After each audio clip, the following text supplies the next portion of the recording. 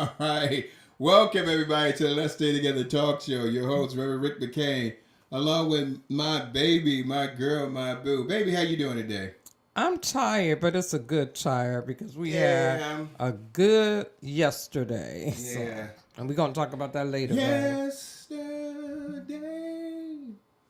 What you say? That's the song by one of those girls, Mary Oh, Mary, Mary. Mary. Yeah. Hey, Doug. Yeah, so you had a great time yesterday. For those who don't know, the SOAR Awards was yesterday in Chicago at the Greenwood Oasis, uh, Pastor Hannah's church, and it as Justin said, they had sold their most tickets that they've ever sold for a SOAR Award. So good that it came here to Chicago. It seems like it was represented well. We did our thing on a media by advertising our radio show, and Brenda was walking around with my sister. I want to thank my sister Vanessa Mason McCain, Vanessa McCain Mason. Let me straighten because Brenda gonna get ready to correct me. She got that No, look for a on minute her. I'm like, you know. yeah, that's it. That wasn't it. So we got it. She came and helped us out a little bit. So it was nice. So what we're gonna be doing today, we're just gonna have a fun show today.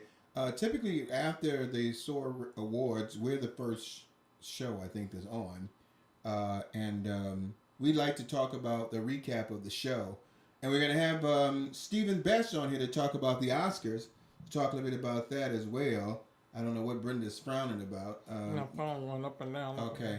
And so we're gonna be doing that. You got anything you want to share before we start off on talking about the SOAR Awards?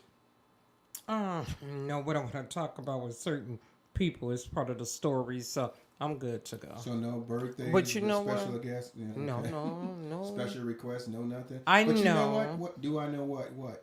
I was just thinking about the stories. So I was going to say condolences to these families, but that's a topic we're going to be talking about. But next week, oh, it'll be next Tuesday. I'm good. So we could keep going. Lord have mercy. Mm-hmm. Talking about confusion. So, Yeah, I'm just sad and happy. seeing that there's nothing to be said about nothing to be You got a said. comment Okay. from Doug. Hey, Doug. Was nice seeing you yesterday. He said, awesome SOAR Awards. Blessed and thankful to see you both and get pictures. I got to go through that today, too, Yeah, tomorrow. get the pictures. So for those of you all maybe missed it, the store was, I think it was the eighth year that they did that. Kenny, correct me if I'm wrong. I think it's the eighth year that they did the SOAR Awards, and this was the first year that it was in the Chicago. Majority of the times it was in Rockford. One, during the COVID season, that it was missed, but majority of times it was in Rockford. But this year, Justin, decided to, you know, bring it to Chicago and broaden the spectrum of an audience, and I think it panned out pretty good with a lot of people coming there. One of the things I want to say about the SOAR Awards, just starting off, I don't understand if people. I don't know if people understand when they're coming to a recording. So that's a recording because I've been to recordings before, and I think one time I was at one of the I think me and you were there at the Tyler Perry. He was doing a recording of his play there, and a lot of times the recordings they have to do takes over again because they're trying to get it right, and I think sometimes people don't understand that is that you're there at a recording session, you're getting the live presentation where the people are singing, but there are a couple of times that they've got to stop things just to make sure it's right. You got to get the lighting right. Is the person standing in the right lighting? Does it look right? The sound right? Did someone pronounce the word right? Was You it got to learn how to read a yeah? teleprompter. Was it and that's not easy. Was it too slow? Did they go too fast? There's so many things that they're doing on there, and sometimes people are there and like, oh, they got to do this again. Yeah, because it's a recording, and so I think sometimes people should understand that it's a recording, and they are going to have some times in any recording. I was telling my sister, I'm like, the country Awards, they have the same thing that happens there too. It's going to happen at anything. Even when you have the Oscars, they, that Steven's gonna be talking about. They have, two or three takes that they do things on because that is, how a recording is. You want to get it right, so when it's aired, you can, you have less editing that you have to do.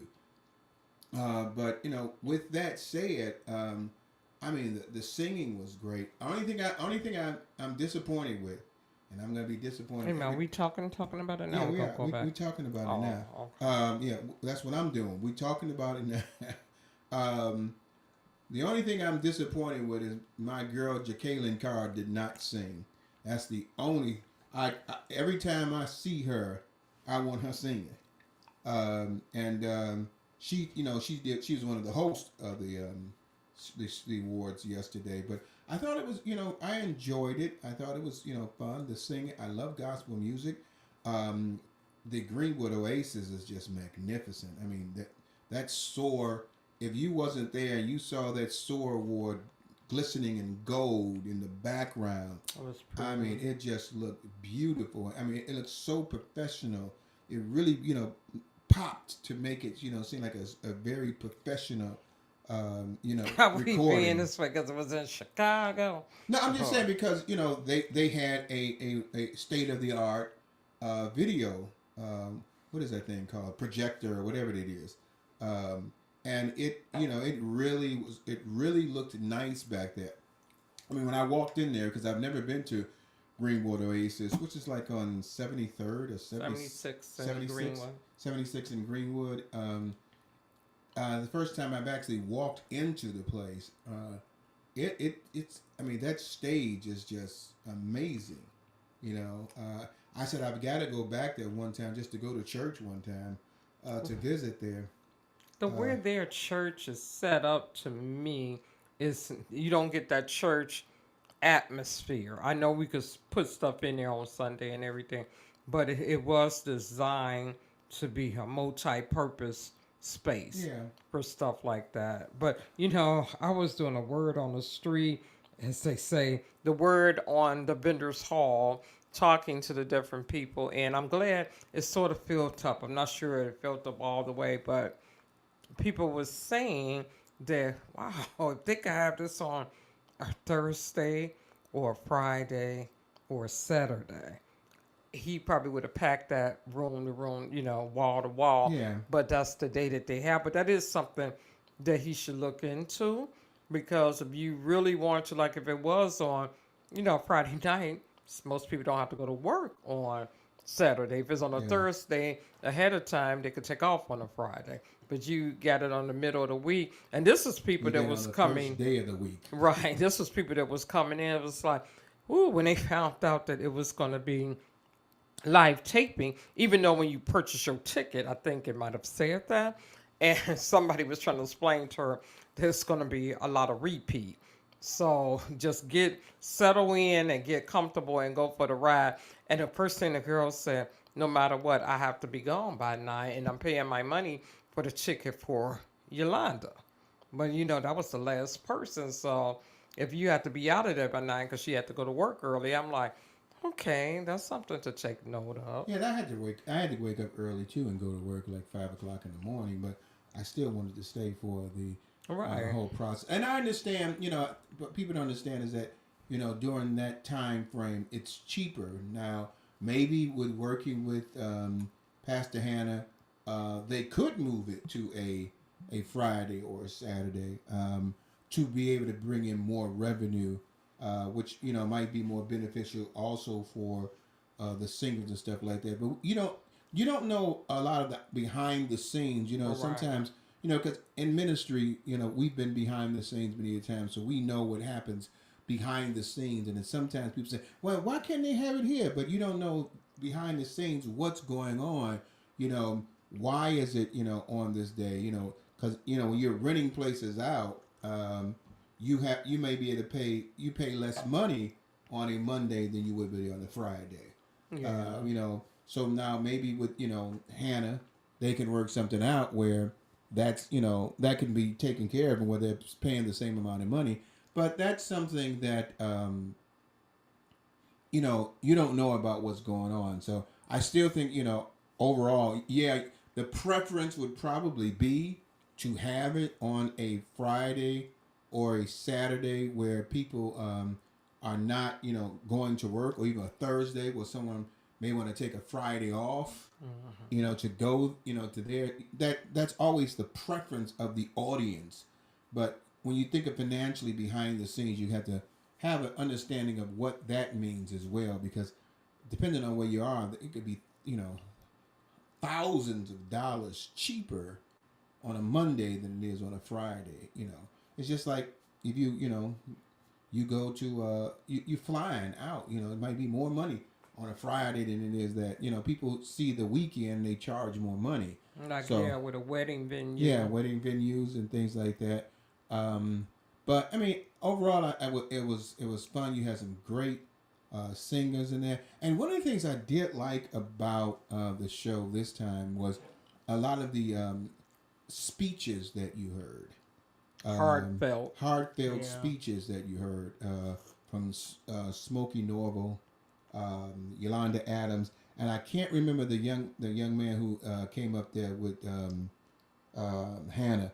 I'm gonna ask Charles Johnson. Thank you, Kenny, our producer, helped us out there. Charles Johnson. I mean, the speeches that they gave was very heartfelt, and they're explaining something. Yolanda Adams was saying, hey, we don't get paid as much as other people do, and there's things that are happening that are changing the spectrum of gospel music, and it's something that people don't particularly understand when you're in that genre or that business. That if I'm a country singer, I might get paid. I'm gonna get paid more as a country singer as a gospel singer. Let me just be even more. Let's throw a Christian reel in here. If I am a Christian singer, that I sing Christian music, not gospel, but just Christian, which I'm basically saying Christian, like the white Christian music, but the gospel, they probably get paid more money than the gospel singers, because more Caucasians are going to go see them than they will for African Americans singing gospel.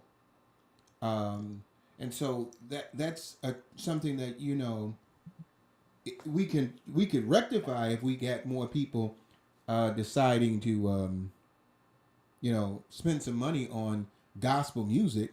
I mean, you'll spend $1,500 or $2,000 for a Beyonce ticket, but you want that ticket costs $50.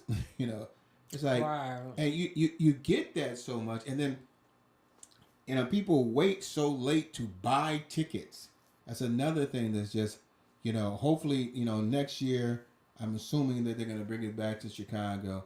You got some. He did get some TV coverage on there, and so if that happens again, people might be more apt to move faster on that instead of waiting for the last moment to try to get tickets.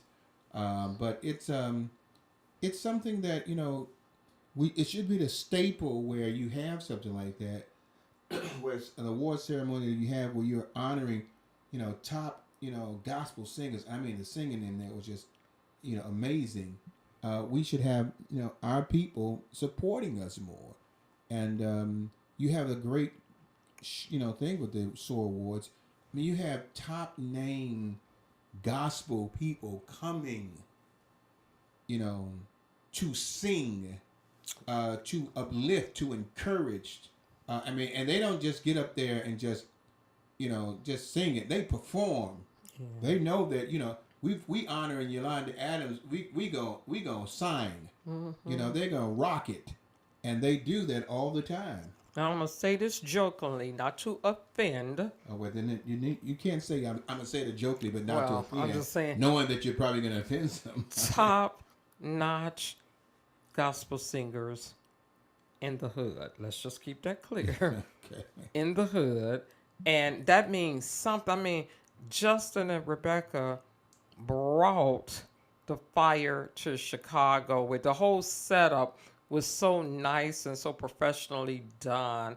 And it was just nice to hear the people just anticipating when they was waiting for the doors to open, they want to, security seats come back and shop down vendors hall, and it was so nice though that a lot of vendors was there. I was shocked. A lot of vendors came out and everything, and they were getting along. Only thing I heard, the one thing was, why is this on a Monday? Because the girl that was there was a vendor, she was asking me, do we, go support in Rockford?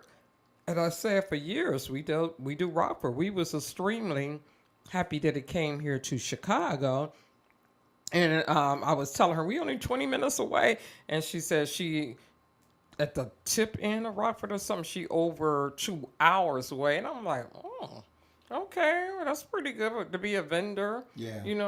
here and stuff. But what got me was we need to change that date. And I'm like, I don't have nothing to do with that. I could throw that out there, but hey. And so she said that they even offered them seats to vendors. They got to peek in and had a certain area of a cease to do it. And one girl was cleaning her stuff off real fast because she said, I'm not going to come back and do this, after it over with. Most people want to get out of there because it's so late.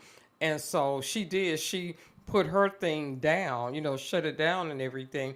And I don't know if she got penalized for it or not, but it is what it is. She wanted to see the show. Penalized by who?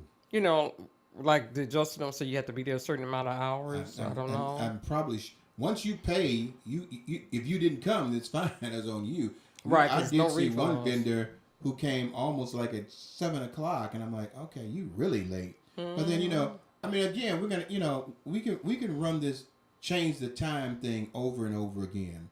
And I understand you I'm sure Justin hears the audience say that, and I'm sure he understands that it'll be better on a Thursday, Friday, or Saturday than it would be on a Monday.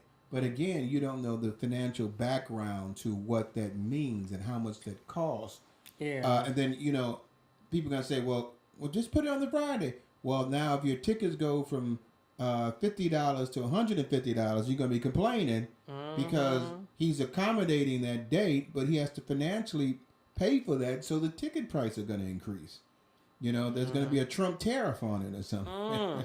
25%. So the ticket price is gonna increase, and then you go, I don't want to have to pay more money for it to be on that. Well, okay, well then you don't really want it on that date because you have to, understand that a change like that will possibly increase the amount of the tickets. And so, I mean, I know he understands that. And so, we can run that up and down constantly.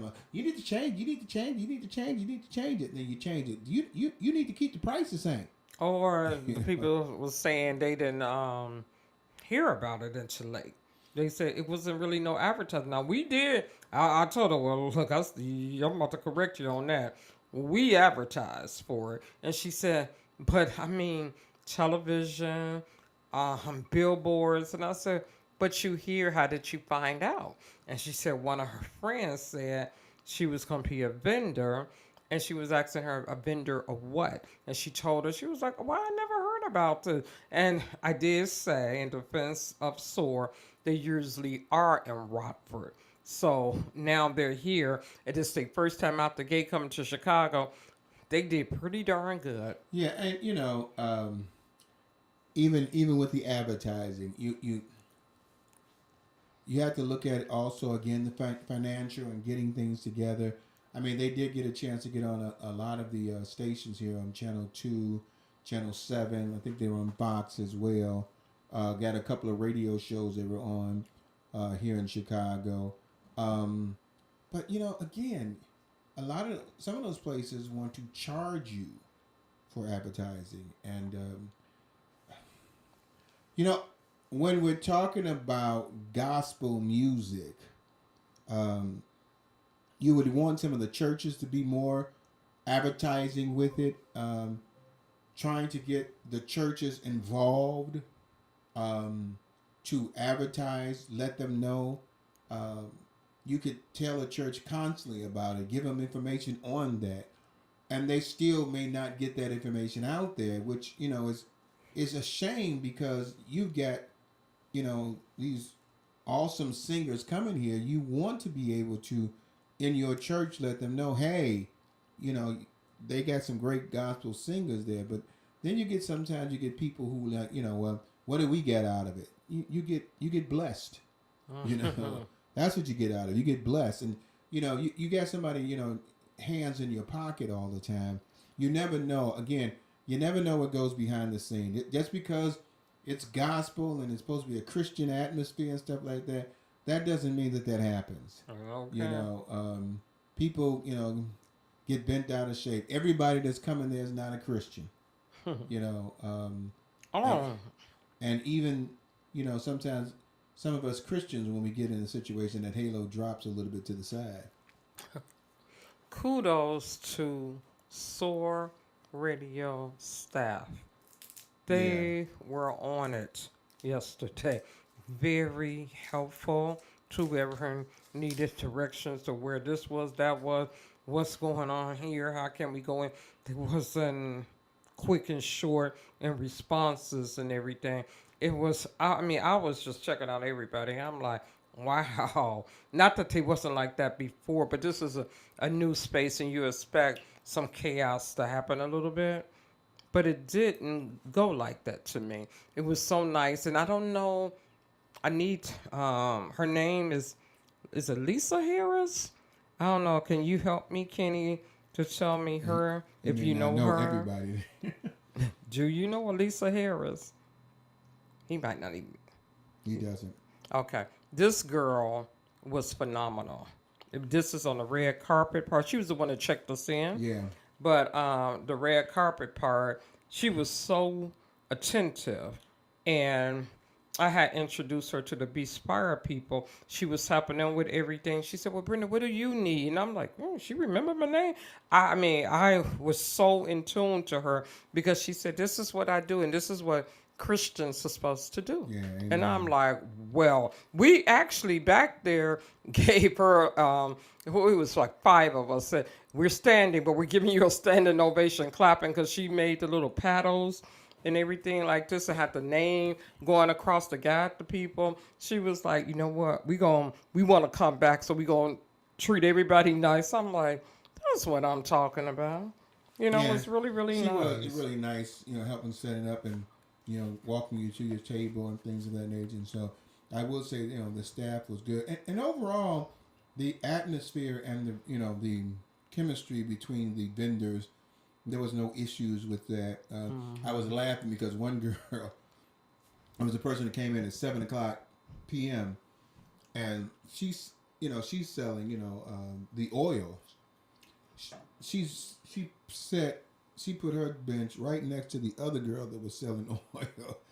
And I'm like, okay, let's see what's gonna happen here. She came in late though. She did come in late, but that was just, you had things set up where, at least you had like a distance between people selling, certain things and maybe selling the same thing. But I thought overall the atmosphere on the outside was very, contained and nice. It was very nice, and the people could walk through and see everything, and then go to their seats if they wanted to buy something or come back out, afterwards and things of that nature. So I think in that aspect, everything seemed like it flowed well. Mm-hmm. And I want to say this much too: the energy was high with the vendors and nice. But a couple, I don't know if this was the first time having a vendor, but a vendor table, you got to interact to me. You got to interact and sell your product. Unless your product is phenomenal and it sells itself, it's not going to do that. And it was like 3 tables I noticed, they was just sitting there. And so one lady, she walked up to, and it was a table near the front door, and they was making kids products and stuff. So the one lady, she walked up, she said, okay, what are you selling?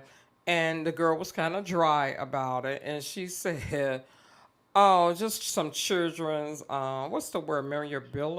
Belia, whatever that word is. She said we were selling stuff like that, and she wasn't enticing. So I was joking around because it was a cute backpack with a cartoon character on it, and I was saying, "Girl, this is a bad backpack for your baby would love this," and da da da da. And then she said, "Oh, okay." I gained her interest in it, and she said, "How much is it?" And I said, "This is not my table." And she said, "Wait a minute." This is not your table and you're selling for them. I said, no, I'm not selling for them. I just fell in love with the backpack.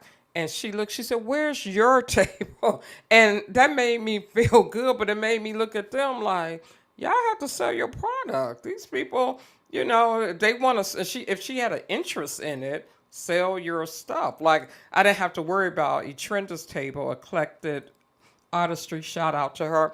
Her stuff sells alone. You go there, and with most women, down there, it was the jewelry, the clothes, and everything. So, that's a given. The purses, the accessories, and stuff. Whereas with the oils, because I think you got oil, right? Yeah.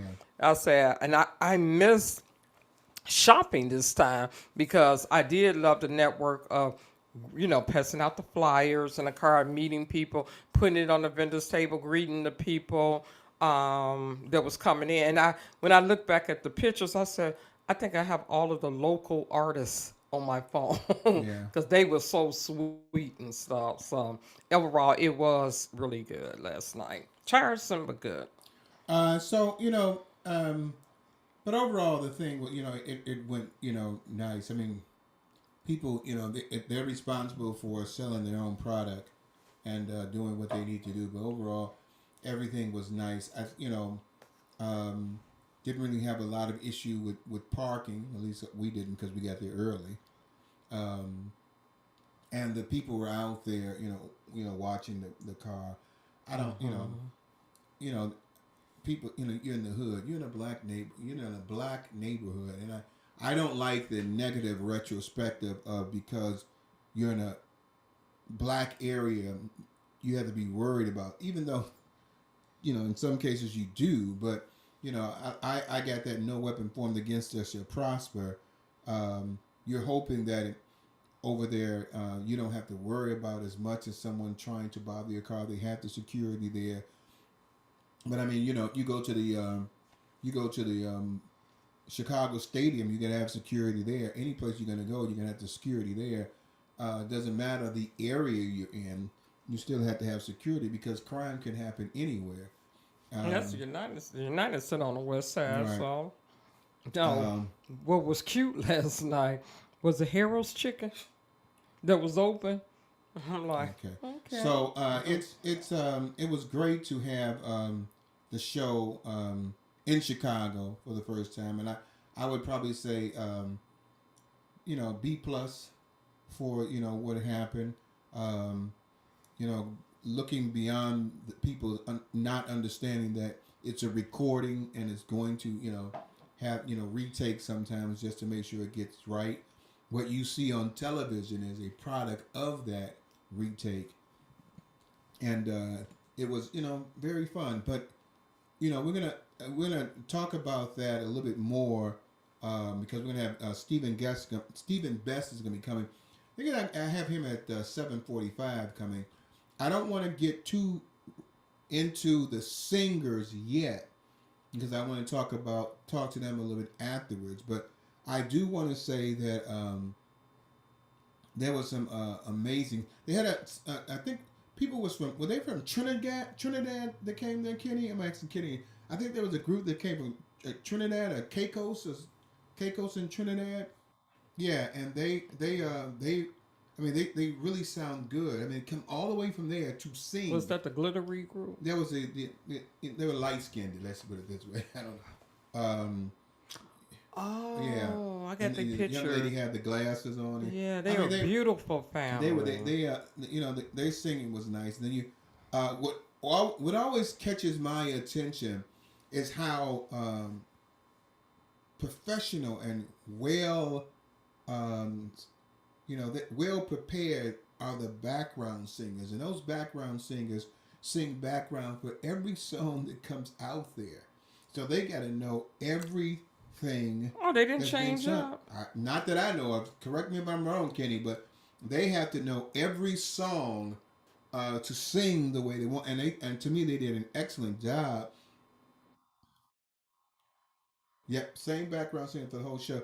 They did an excellent Wow. job learning all of those songs and And being they prepared for that. they were the same ones for the what was the pre-show? If they needed Same backup. background. Okay. No problem. Yeah, Okay. well, we didn't see the pre-show, so No, but I was hearing that was really good too. yeah. But I mean, Uh-uh. most of the pre-show they had their own singers and stuff like that. But when you came out there and they were doing the dedication and stuff, they they were amazing. Oh. I'm listening to them like they were amazing, and I can't remember the young man who came in to do the Yolanda Adams song.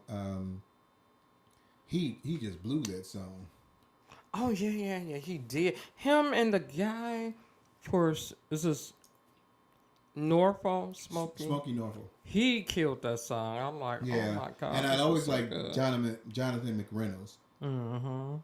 coming in, another Chicago person. Smokey Norfolk's from Chicago. I'm correct about that, right, Kenny? Smokey's from Chicago. Yeah, I think People that's probably what say, they "Who's said. Kenny?" Kenny is our producer, uh, the Rockford Goat, that's doing an excellent job to help us out with the show. Um, Yeah. but it's it was from the moment you walked into the stadium and you saw that huge, you know, monitor projector or whatever that is. The first thing I'm thinking, boy, I would love to have one of these in my house. That thing was huge, and it was very clear. It It looked was. nice. I mean, it hit. It's almost like you're going to one of those big screen showings. Mm-hmm. It was like, wow, this thing is huge, and it looks so nice. And when you saw the people in the background on it, it looked really nice. It was just amazing from that to the end of the show. It was great. Hey, what we're gonna do right now is that we're gonna go to some songs. I don't know what songs are being played. Um, Kenny has some songs for us because I didn't get a chance to pick the songs because, of course, we was there last night. We didn't get home until about 11 something. I had to wake up at 5, run to work, get back here, and so I didn't get a chance to put any songs together. So the songs that you're hearing today are Kenny's choice, and you're gonna play some songs for you. We're gonna come back and do a little bit more talking, and then we're gonna have Stephen Best come in and talk about the Oscars, and then we're gonna go back a little bit and talk about some of the performances from yesterday's SOAR Awards. You missed it. If you missed it, shame on you. Shame on you. That was the place for Christians to be. The 2025 SOAR Awards. Hey, with the next couple of weeks, you may be hearing about what's going on in 2026. I'm sure Justin's already working on it. And so I mean, he's got the people dedicated to come.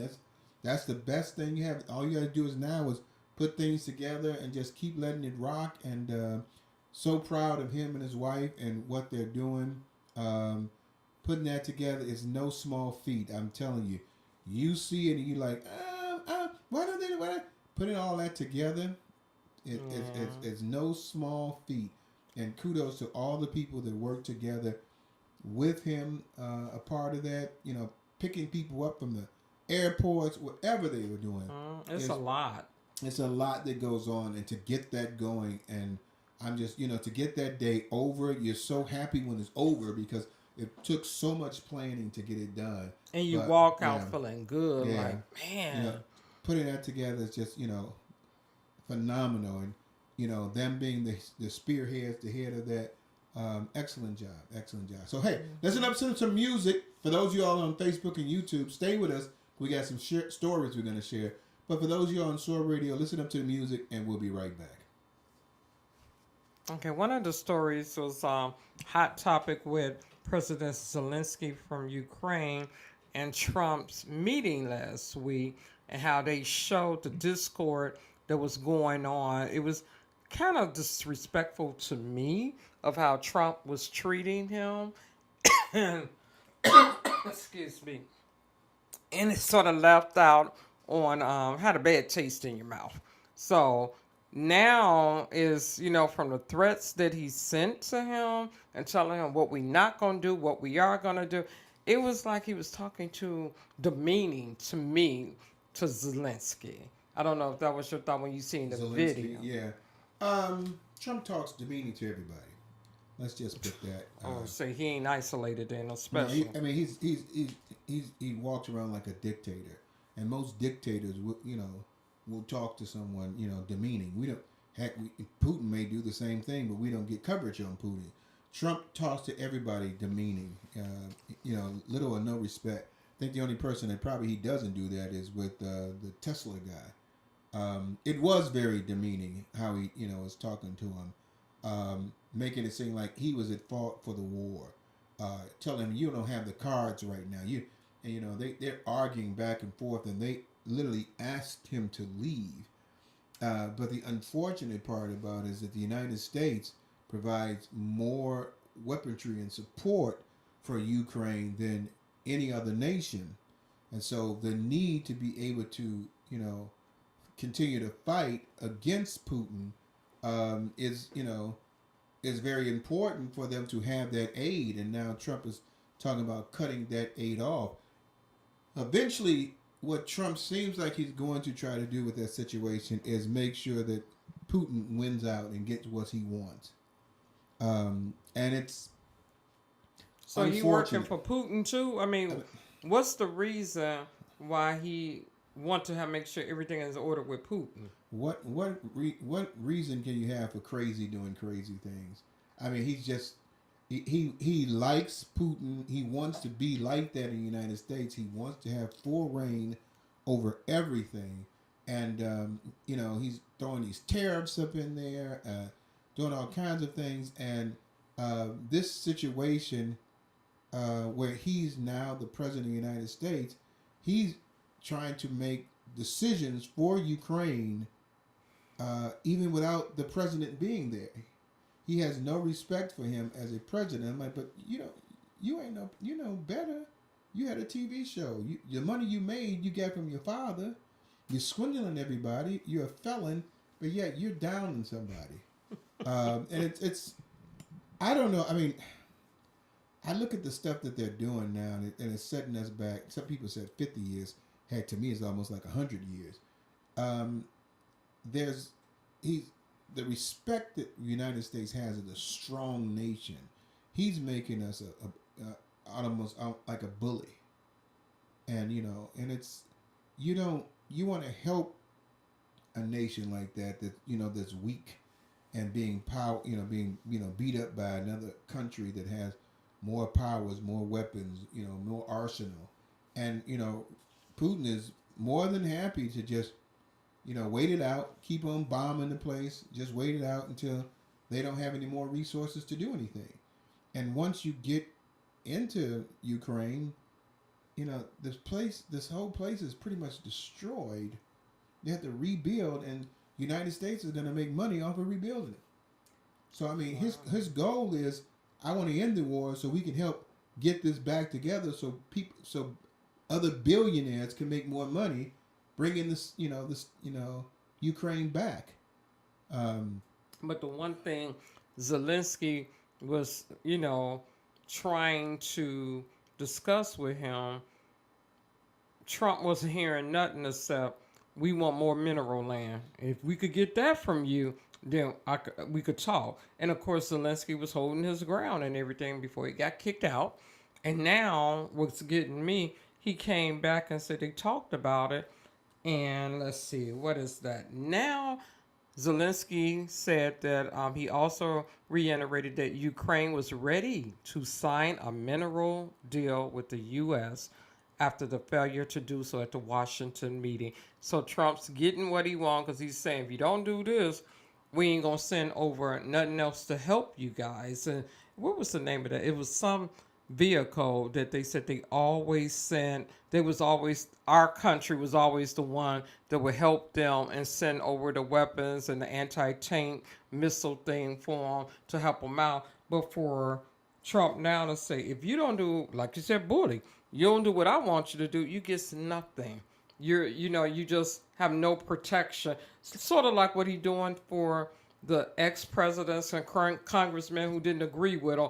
I'm gonna take away your security. Yeah, I mean, Like, and the thing about it with that, he's trying to get minerals from Ukraine because a lot of that minerals helps out with a lot of products that we have here in the United States. But he's going to try to get that mineral to end the war, but it's going to be ending in more of a Russia favor than Ukraine. I'm give me some minerals and I'll help to end the war, but it's not going to be helping them to keep their territory, and that's the issue. I'm going to end the war, but I'm going to end the war so your people won't die anymore, and we can rebuild your country. But some of this land is going to go back to Russia because that's what they want, and so basically, that's going to be what's going to help to end the war. basically, he making money moves for them. Basically, they're just squeezing Ukraine. And you don't have any power, so we're gonna, they're taking over, and unfortunately, the United States is providing the most, so they feel that they have the most power, and you have a power hungry individual in there that's just concerned about what he can get, because the ultimate goal is going to be finance for the United States, and it's not going to be for the government of the United States, but people who are billionaires and have companies that can go over there and redevelop the country. That's going to be beneficial for more the United States than it is for Ukraine, and it's a shame. You would never think that you'll get into a situation where our country would be so greedy that it forgets about humanity. Is Trump the one that told Zelensky he was the one that started the war? Yeah, he did. So I mean, it's crazy that. I don't know how many. Can you tell me how many more minutes we have?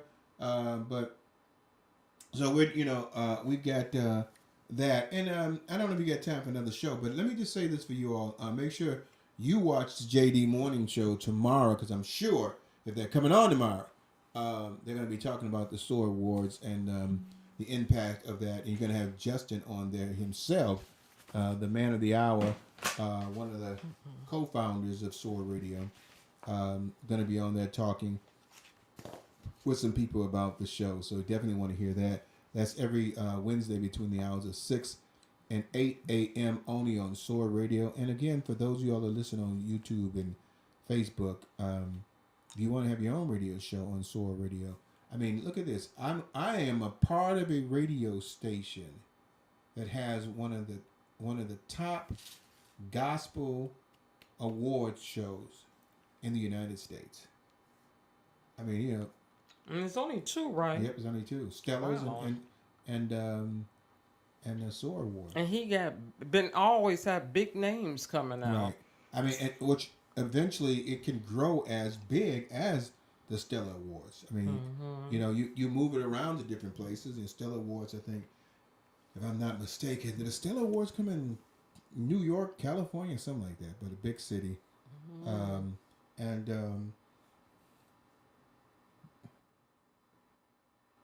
Stellar Awards is coming to Chicago?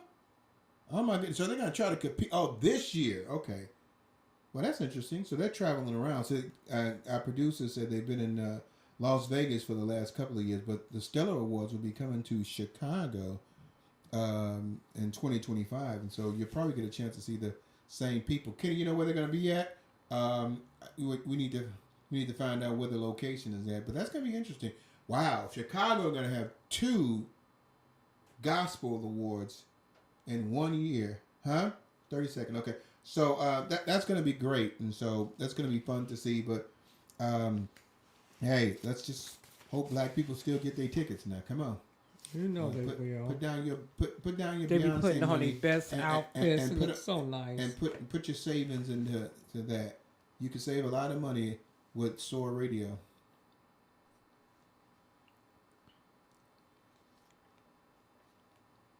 All right, everybody, welcome back to Let's Stay Together Talk Show. Your host, Reverend Rick McCain, along with my baby, my girl, my boo, author, Ife designer, all those little titles that I don't want to say. Brenda McCain is with us, and we've got a special guest coming. But I've got to say this on the radio. Make sure you watch the JD Morning Show each Wednesday between the hours of 6 and 8 a.m. only on Soar Radio. You've got to listen this Wednesday because you got the president of the company that's going to be talking about the great, amazing Soar Awards that came better than the Soar Awards that came this Monday, and all the amazing gospel talent that was there. So make sure you check out tomorrow, 6 a.m., 8 a.m., Soar Awards. You're going to hear from the president. You're going to hear the JD Morning Show. You're going to hear him talking about it. He might have his wife there with her. I know Kenny will be there, but it's going to be great. Speaking of great and the best, we've got one of the best in theaters, one of the best in award shows that has all the tidbits, all the little nuances. He knows everything. I think he sneaks into the rooms and finds little things and grabs little notes and stuff like that. You never know where Steven gets his information at. You know, there's people running around doing things from him that you never know. But he has all the information, and so whenever there's an award show come on, the Emmys and the Oscars, this is the person that we reach out, Grammys, all of them. He is the person that we have to come on the show so he can tell us some information about it. We don't need to give Steven an introduction. Welcome, Mr. Best. How you doing? I am doing fantastic. Boy, you're dropping all the titles tonight. You missed half of Brenda's. Well, you know what? I get tired of giving Brenda's titles out all the time because there's too many of them. You know, it's just, you know, she's Ife Design Club 50, theater critic, radio host, author. I mean, it's like, my God, it's only a 2-hour show. She's a multi-hyphenate, absolutely. And the best title she has is Minister Husband. Oh, I thought you were gonna say BFF. No, BFF. No, I'm not her best friend. That's for sure. Oh, untrue. Yeah, okay. Mama, sister, Stevens, me, my sister, Vanessa. Yeah. I'm waiting. I'm doing fantastic. How are you two? I'm the husband, but I'm at least the top 10. Okay. We're going to let that go by. So, Steven, let's talk about this. The awards. I didn't really get a chance to watch them, but I did hear that there was some good things that happened. I think, I can't think of the girl's name. She played in Avatar. What's that girl's name? Oh, Zoe Saldana. Yes, she took the Oscar for Best Supporting Actress. I'm going to let you shoot, and we're going to ask questions later. Go ahead. Okay, perfect. Well, everybody, we are here to talk about the 97th Annual Academy Awards, otherwise known as the Oscars. They were held Sunday night in Los Angeles, this year hosted for the first time by funny man Conan O'Brien. And I will be honest, this was his first and most definitely not his last. He knocked it out of the park. He was hysterical. He was sassy when he needed to be. He was poignant when he needed to be. He was a superb host. Jimmy Kimmel has done it the last few years to great reviews. Conan O'Brien, if he does it for the next 3 to 5, I'm totally fine. So he wait, reminded me. Gotta stop you. Are you trying to say Conan was better than Kimmel? I'm saying each of them are great comedians, and Jimmy Kimmel for the last 2 years has done a great job. But I really thoroughly enjoyed Conan O'Brien, and I hope he's back the next few years. It reminded me a little bit of when Billy Crystal used to do it back. Total Showman. So I thought he did a great job and kept the evening going, kept the momentum going, kept the funny where it needed to be, kept a couple political jabs, but didn't make it totally about politics. I thought he did a superb job. Great. Go ahead, my sir. No problem. Now, as this is the last show in all of award season. So we've been in award season for the last 3 months. So for the most part, there weren't a lot of surprises until the final 3 awards of the night. And let's start with those. Best Picture of the Year, which was a surprise to me at least, went to Anora. Anora was the big winner of the night, taking 5 of the 6 Oscars it was nominated for. It has set a record. The director was also the editor and the screenplay writer. He won 4 Oscars. This is the first time one individual has won 4 Oscars for the same movie in the 97, excuse me, in the 97-year history of the Academy. So congratulations. Again, that was the big winner. Other winners, The Brutalist took 3 trophies. Wicked, my personal favorite, took 2 trophies. Dune Part 2 took 2 trophies in the technical categories. And Emilia Perez, and we'll get to the scandals around that film in a little bit, but it also took 2 trophies. Now, it was nominated for 13, which means it lost 11. There has been a lot of brouhaha. The actress who was nominated for Best Actress. A lot has been sort of learned by this in award season. She had some really horrible tweets, transphobic, homophobic, xenophobic. I mean, just ugly, ugly, ugly stuff on Twitter that came back to bite her during the voting session of the awards, which is truly why I think that movie did not do better trophy-wise. It is now, Emilia Perez is the name of the film. It is now tied for the most Oscar losses on one night of all time. It lost 11 categories. It joins The Color Purple, The Turning Point, Johnny, Belinda, Beckett, and Power of the Dog. All 6 of those films lost 11 trophies on the nights that they were nominated. So definitely not an award anybody, or definitely not a category anybody else wants to join. So let me ask you this, Stephen. Didn't they know about this before the nominees, that all the homophobic stuff and things that she put out there? Here And is so the thing. why wait then and all of a sudden say, we're going to give you all these nominations and we're going to trash you because of them? Truly, they didn't know. And this is actually, oh, wow. And moving forward, there's going to be, I think, changes across the board. I think there's going to be social media scrubs is what this is called, where these movie companies are going to go back and look at the actors and actresses and directors and people that they are putting forth to be nominated, to make sure there isn't controversial stuff that has been posted on any of their social media platforms. It's called a social media scrub, and I think that term is going to become part of the vernacular, particularly with motion pictures moving forward when going to the award ceremony. Because truly, 3 months ago, everybody thought Emilia Perez was going to just take it all, and truly in 3 months, it self-imploded, if you will. And so they won. Zoe Saldana again won, and then they also won in the Best Song category, which I'll get to in a minute. Brenda, did you have a question? Yeah, okay. I must have missed that whole thing. Who did the homophobic stuff? Was that Zoe Saldana talking trash into it? No. It was not Zoe Saldana. Zoe was in the supporting category. It was the actress. And I have to be honest, I didn't even write her name down. I don't want to give her any publicity, but it was the main actress. She was nominated for a Golden Globe. She was nominated for the BAFTA. She was nominated for the Screen Actors Guild Award. She did not win the Screen Actors Guild. She did not win the BAFTA. So the momentum really, I mean, Conan even made a joke. If she was going to tweet, his name was Jimmy Kimmel. So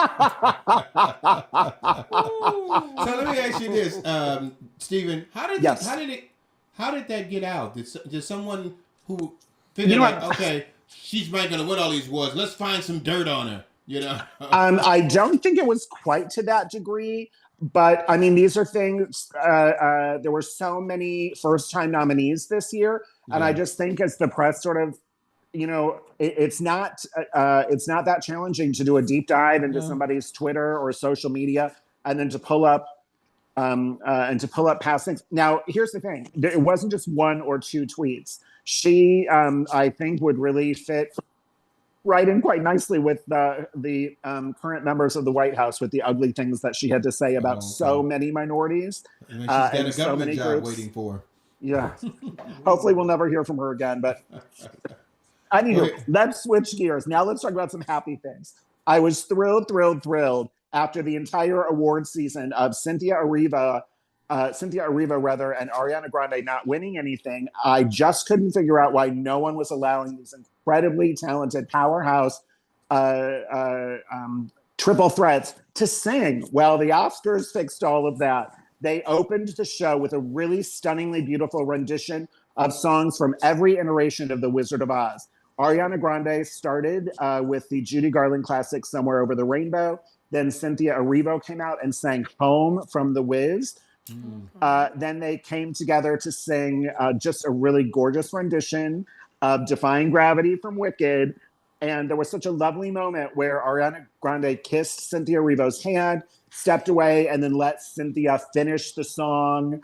The incredible battle cry. Brenda, if you haven't seen it, it's a 9-minute interlude of music, and it's on YouTube, and then this is also on Hulu as well. It's well worth your time. It's stunningly, stunningly, stunningly gorgeous. And then Ariana Grande was wearing a custom red ruby gown to match the ruby slippers from the original Wizard of Oz. So much so that there was actually a shoe design sewn into the back of her dress, and she had ruby slippers on as well. I mean, it's really a beautiful visual moment, but just musically, it was stunning, stunning, stunning. Everything we could have asked for, with the exception of either of those women actually taking home the trophy. But the Wicked sequel comes out next year, so hopefully the Academy will invite these ladies back with nominations and hopefully some trophies as well.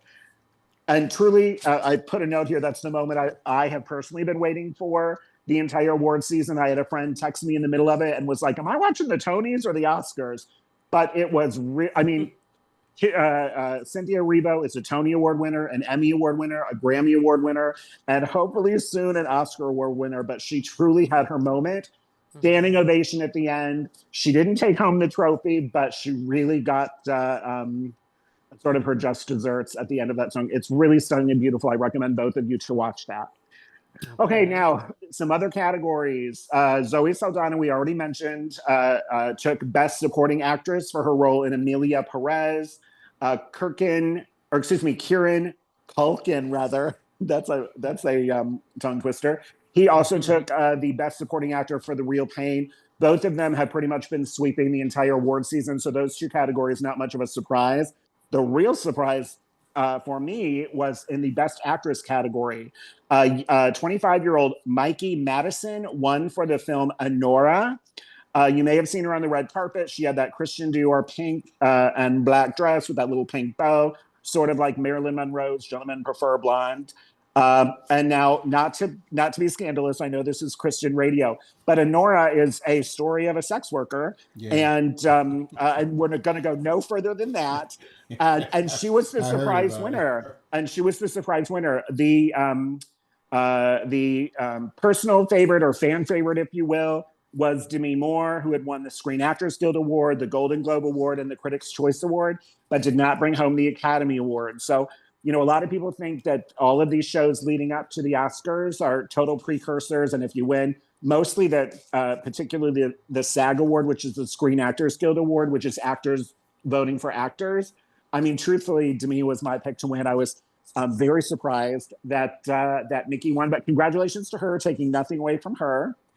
For Best Actor, oh my goodness, Adrian Brody was also a surprise. He has not been sweeping that category all award season, but he actually demonstrated the way not to win an award. He was chomping on gum on camera. Then when his name was called, he stood up, went to spit his gum out to his girlfriend, who missed it, and it landed on the floor, on the carpet as he walked to the stage. Okay.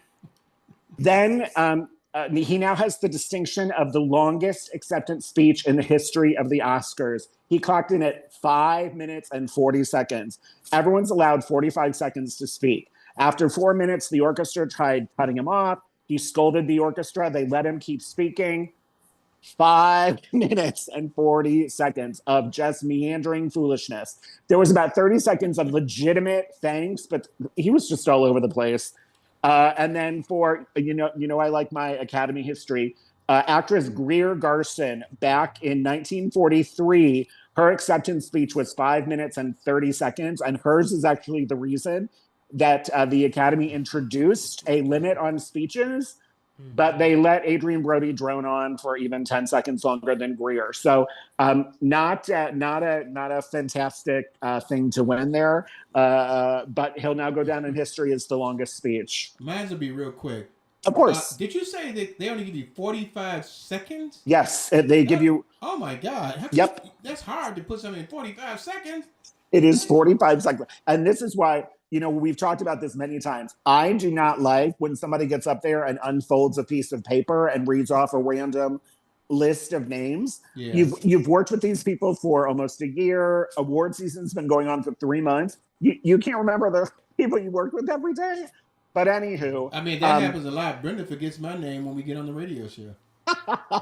But she'll remember after a minute or so, or Right. after after she after gets past 5 9 minutes. other people that she knows. yeah, you husband Rick. Well, you can ask a question. Maybe Well, Brenda, now. you now get 5 minutes and 41 Thank seconds you. to remember his name. Look, thank you. You're welcome. The Brody guy. Why am I remembering his name? Whose son is that? Here's the thing. This is why you're remembering his name. 22 years ago, he also won Best Actor at the Academy Awards, and he is the one who went up on stage, Kiss grabbed Holly. Halle Berry, and gave her Right. an impromptu kiss on the Oscar stage. Right. Not to be outdone, 22 years later, Halle Berry interrupted him now on the red carpet, not on the Oscar stage, while he was standing there with his wife, and jokingly planted a kiss on his lips. And she said it was her sort of retaliation and revenge. And then she gave a quick little kiss to his wife as well, because she was standing right next to him. So sort of a cute full circle moment. And she was beautiful. I know we're gonna talk about that later. But she was We will beautiful. talk about that in about Okay. 2 more minutes. Fashion. Yes. Hey, fashion is important. And speaking Yeah, of okay. fashion, the category of best costume design went to Wicked. Paul Tazwell is the designer's name, and in the 97-year history of the Academy, this is the first time, glass ceiling breaking, this is the first time that a Black man has ever won in that category. And now his name may sound familiar to you too, Paul Tazwell. He won an Emmy Award for designing the costumes for The Wiz. That was on a few years ago with Queen Latifah. You may remember that. And he also did all the costumes for a little show on Broadway you might recall called Hamilton. Oh. So, okay. right? Yeah. So he is actually one award away from being an EGOT. However, that award is a Grammy, and there is no fashion category in the Grammy. Oh. So he'll never get it unless they throw in one. Right. I did Right? hear about him being the first African American. That's good It's to know. African American male or African American period. Oh, no, African American male. This is not in my notes. I just know this off the top of my head. Actually, the first African American to win in that category was just a few years ago. Ruth, the last name is escaping me, and she won for Black Panther. And then she won again 2 years later for Black Panther Wakanda Forever. So, I remember that. yeah, Ruth. Oh, I'm so sorry. I'm forgetting the last name. As long as you don't say Paul, you're okay. Oh. And I'm like, I don't think it was Ruth Paul, but I don't know. That was the only name that came to my mind, but we'll look it up. No problem. And then the only snub that I really want to bring up is poor Diane Warren. They are joking. She's the Susan Lucci of the Oscars. She is a prolific songwriter. She was nominated for her 16th, that's 16th Academy Award for Best Original Song. Her song was Journey from the film The 688, and unfortunately did not win. Amelia Perez won in that category for the song El Mal. Again, taking nothing away from Amelia Perez. Diane Warren, again, is such a tremendous songwriter. 16 was not the charm. And then if I could also sort of scold, the Academy decided this year that none of the original songs were actually performed during the ceremony. I thought that was a huge mistake. I thought it was totally disrespectful to the songwriters and to the performers of the songs. And sort of out of nowhere, Mick Jagger was invited to the Oscars for the first time to present in that category. And he gave the award again to El Mal, the song from Amelia Perez. Mick Jagger at the Oscars? That's interesting. I know, right? And he made the joke. He made a joke about they invited Bob Dylan but wanted to go younger. Wow. Like that's really, really younger or something like that. I mean, are they about the Exactly. same age or something? As far as I'm concerned, yes, they both seem 150. Yeah, But yeah. I've just Jagger offended. probably looks worse. I've just offended every one of my Bob Dylan and Mick Jagger Yeah. friends, but fan friends. But yes, of all the people that were there that night, I found that Yeah, it's an a oddball. curious choice. Yeah. Okay, now fashion. Oh, we don't have enough time. We've got to go right now. Go ahead. Well, get out those Crayola boxes because if we're going to look at trends on the red carpet, the primary colors are back. All of the stars were in either red, blue, or yellow. And let's break it down. For red, we had Coleman, Domingo, and oh my gosh. I'm sorry we didn't get together earlier, so you couldn't have pictures flashing. Coleman Domingo had a bright red jacket. It was a Valentino jacket, looking amazing. Definitely something to Google or just go to my Facebook page because I posted all of these people. Gal Gadot, former actress who played Wonder Woman, she's going to be seen soon as the evil queen in the live-action Snow White movie out in about 2 weeks. Also dramatic in a red sweeping gown. As far as yellow, nominee Timothy Chalamet was in a Givenchy. Some people called it butter yellow. It looked like lemon meringue to me, and it wasn't tailored very well. But he had yellow, and then of course Goldie Hawn, who I adore, was bold in gold as well. Brenda, you have a question? I do with the red going. Yes. It's Domingo Coleman, right? Coleman Domingo, yes. Coleman Domingo. What did he do on stage? Was he drinking alcohol on stage? Oh, here's the thing. What I love is during the Academy Awards, during the commercial breaks, it's not like the people in the audience sit there quietly. He was in the front row. I'm so glad you just brought this up. I'm going back to Wicked for a second. When Cynthia Erivo had finished Defying Gravity, there was a camera shot from about the 15th row shooting up to the stage. The very first person jumping on their feet to give her a raucous standing ovation was Coleman Domingo, and you could see because of that bold, from behind that bold red jacket. So he was there to party, he was there to celebrate, and he was there to have fun. So during one of the commercial breaks, he got the DJ playing the electric slide. He went up on stage with a glass of champagne and literally talked the audience through the electric slide. Now, Cynthia Erivo was in this gigantic gown, so she couldn't go that far, but you see her and her girlfriend rocking out. You see multiple people in the first few rows dancing, and he was calling it out and having a ball. So these are the kind of things that happen during the commercial breaks, that the actors do not sit there quietly. It's a celebration all night. So yes, he was the party DJ there for a minute. Okay. Wow. You too could electric slide at the Oscars, Rick. Right? I'm not a good dancer, so I've been trying to catch that. I've been trying to catch that thing for a while. Oh yeah, and I mean, it's just step left, step right, step back, step front, and turn. And then, oh wait, since we're talking about disco dancing, the other trend of the night was silver, sparkly disco ball fashion, if you will. Halle Berry was a disco ball brought to life in a silver Christian Siriano gown that was highlighted across the bodice, and it again looked like a disco ball in mirrored pieces. Mindy Kaling was gorgeous in silver, Oscar de la Renta, and Demi Moore in Armani Privé.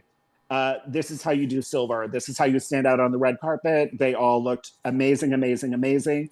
And then the designer of the night was Chanel. Lupita Nyong'o, gorgeous in white. Penelope Cruz, gorgeous in white. So Brenda, I guess what we're saying is you just need to get a white Chanel gown and just take Rick's credit card to do that. Yeah. Kenny's showing us some of the pictures out there too now. So let me ask, good. Let me Thank ask you, you Kenny. this question. Who was the worst dressed? You know what? Of the people that I have suggested, Timothy Chalamet, like I just didn't get it at all. The pants weren't hemmed correctly. He just looked a mess. I'll forgive the bright yellow because he's young. He's dating one of those Kardashians. I can't keep any of them straight. He was there he did the red carpet with his mother, and then he sat in the front row and made out with that Kardashian girl every time the camera would be on them. So, which was more often than it needed to be. Yeah. So there was. There were a lot of people who were really off. But here's the thing: I think they were taking a nod to the Grammys, where it's "Look at Me" fashion.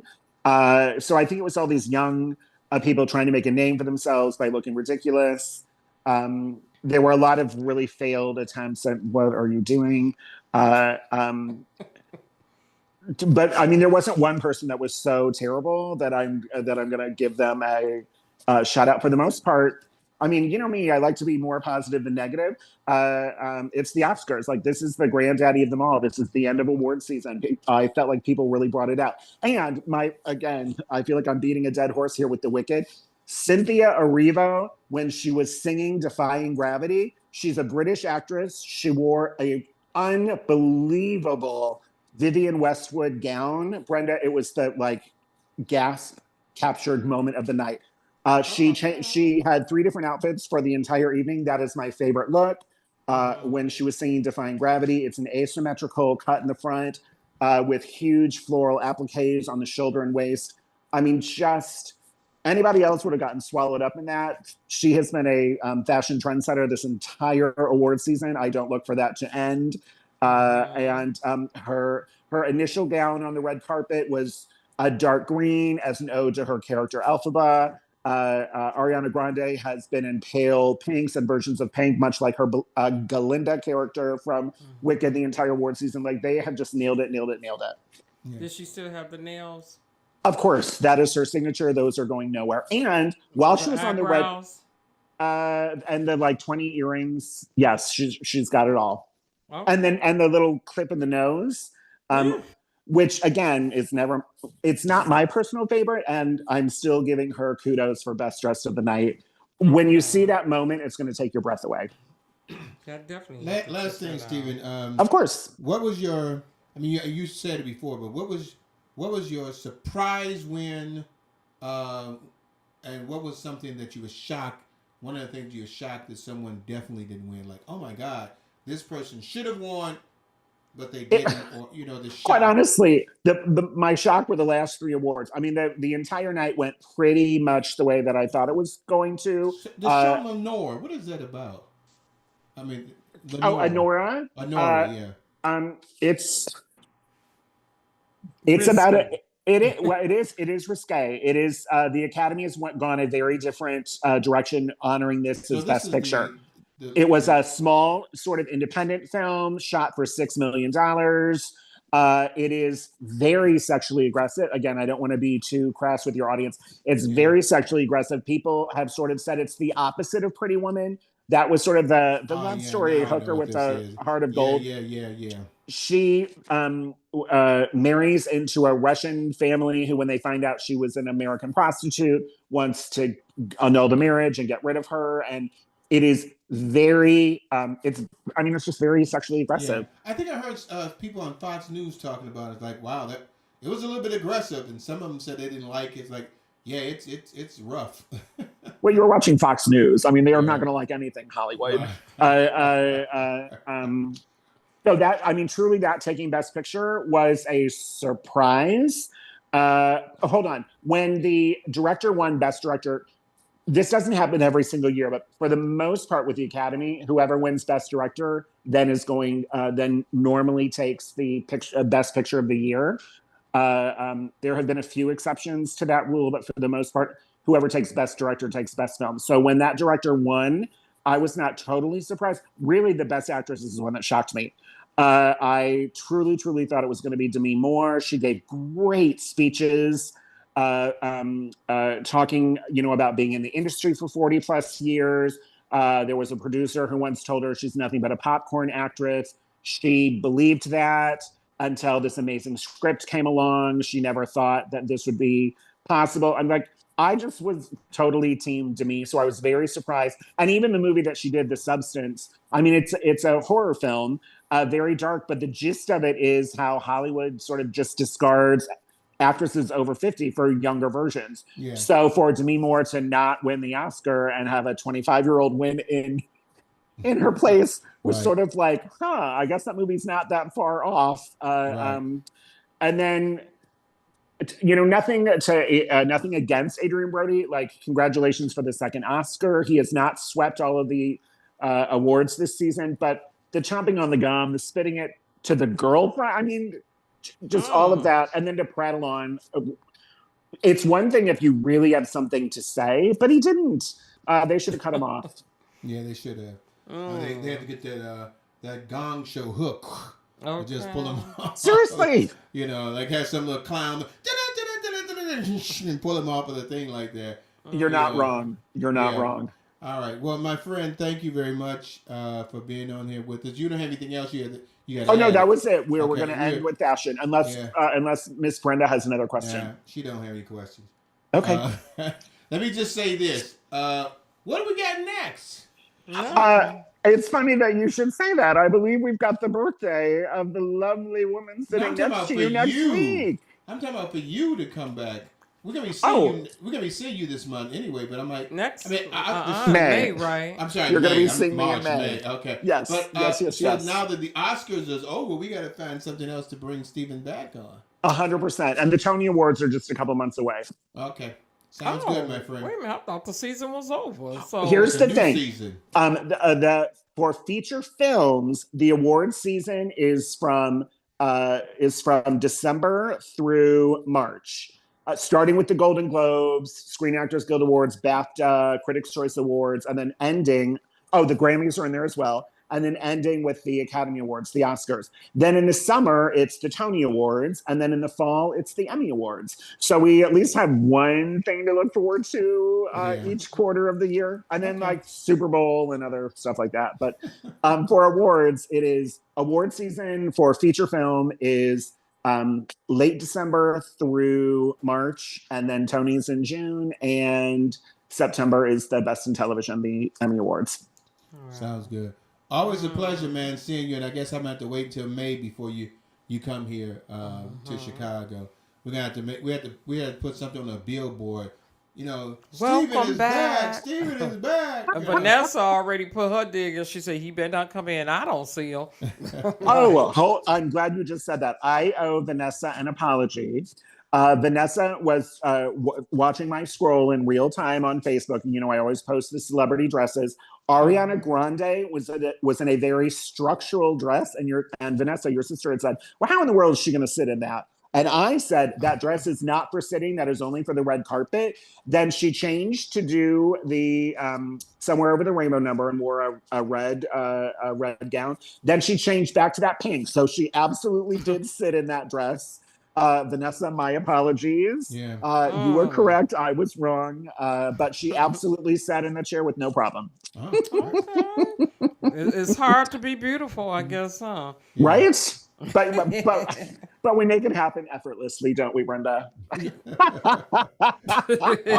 always a pleasure, my friend. You two are too much. I miss him. Yeah. I miss you too because Stevie used to always keep Brenda occupied for me.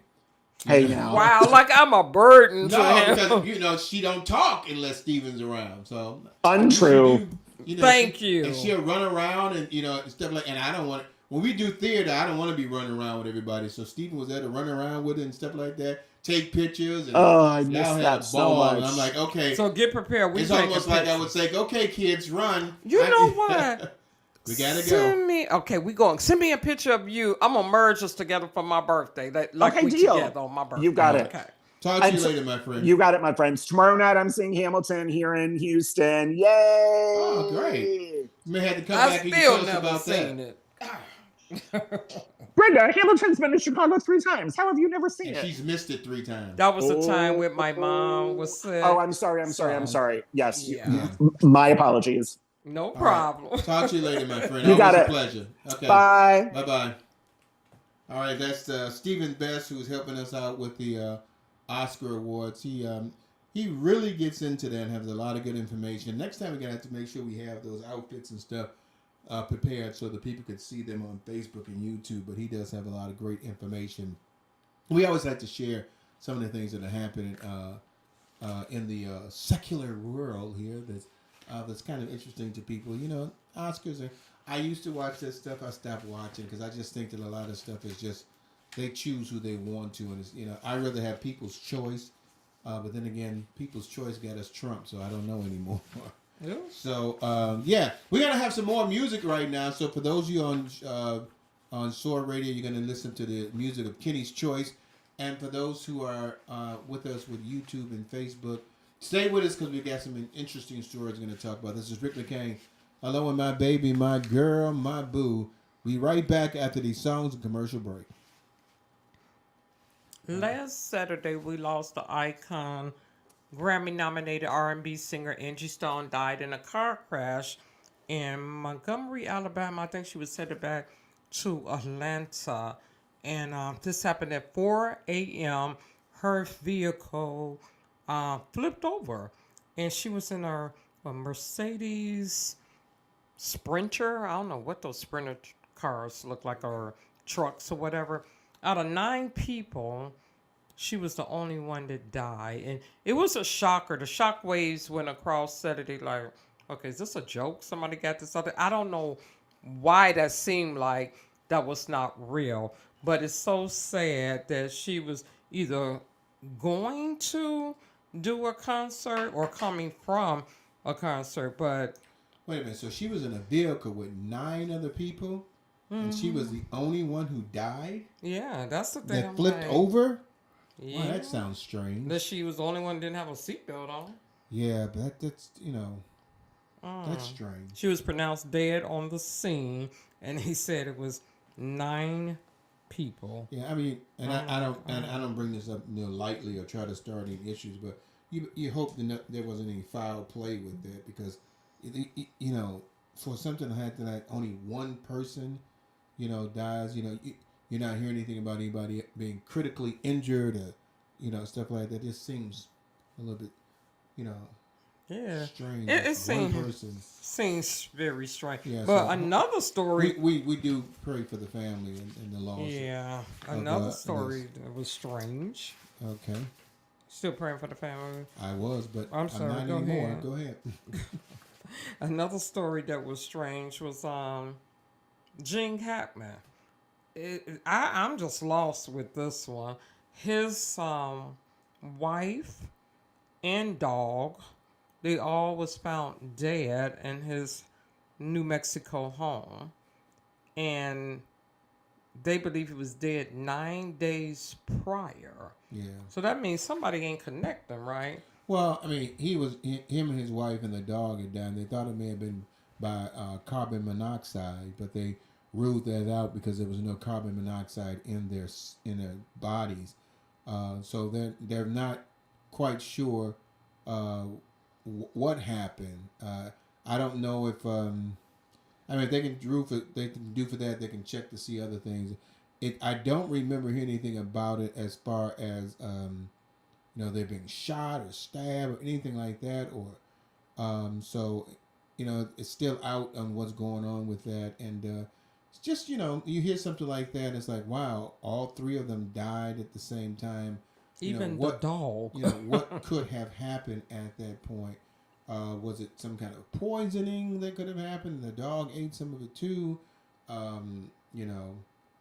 Well, you never know what the situation is. You'll find a little bit more about it, but it's just another sad story of someone. I mean, you're hearing about it because he was a celebrity.